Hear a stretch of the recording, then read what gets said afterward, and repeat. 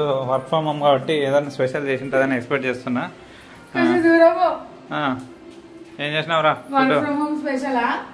చూపిస్తారా అందరికి? చూడండి, పొగలు పొగలు అవుతుంది. ఇది చూడండి, పన్నీరు, మటరు, గోంగూర పలావ్.